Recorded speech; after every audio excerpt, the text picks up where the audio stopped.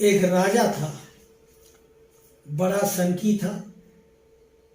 उसको जो भी भनक पड़ती घरवाली के लिए चौकस हो जाता। उसने अपने वजीर बुलाए और कहा, मैं ऐसी रानी चाहता हूँ जो बाहर की हवा नहीं लगी हो उसको। वहाँ की, हे राजन, इसके लिए तो आपको समय का इंतजार करना पड़ेगा और कुछ खर्च भी करना पड़ेगा। बोलो क्या खर्च करना पड़ेगा?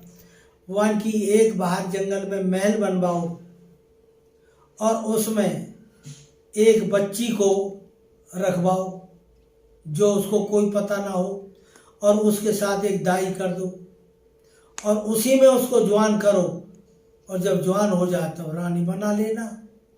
वहाँ की, ठीक है। राजा ने महल बनवाया और एक लड़की उसमें रखवा दी गई, सुंदर सी, और एक दाई उसकी सेवा में कर दी। धीरे धीरे लड़की जवान होती रही। एक दिन वो रोज राजा मिलने जाता। एक दिन बोली लड़की, महाराज, मेरा टाइम नहीं कटता, क्या करूं? वह, ठीक है। तो राजा ने दाल और चावल मिला के रख दिए, इनको एक एक करके अलग करो और इनको पकाना, तब मैं खाऊंगा। वह, ठीक है। वो दिन भर लगी रहती बीनने में और शाम हो जाती, शाम के पकाती और राजा आता, खा करके चला जाता। फिर दूसरे दिन वही याद क्रिया चलती रही। कुछ दिन बीत गई। एक इस चीज को देख रहा था, ऐसा क्या माजरा है जो इसने महल में लड़की को रखा हुआ है। कोई तेज आदमी था, तो जो वो लगाते हैं ना, क्या बोलते हैं उसको, सुरंग के लिए आदमी लाया और कहा, इसकी महल के अंदर सुरंग लगा दो, तुझे मुंह मांगा इनाम दूंगा।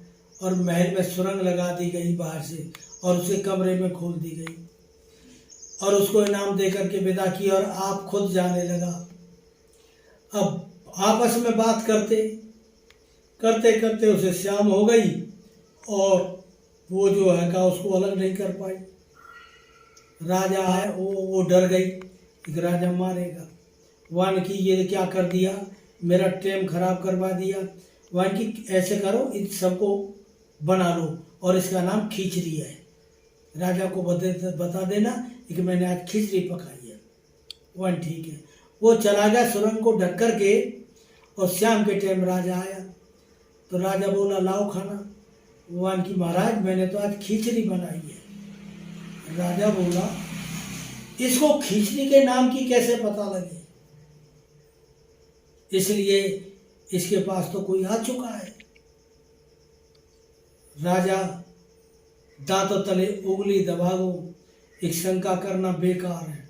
सो भाइयों, संसार में सब तरह के लोग हैं, इसलिए शंका नहीं करनी चाहिए। जितनी शंका करोगे उतना ही नुकसान उठाओगे।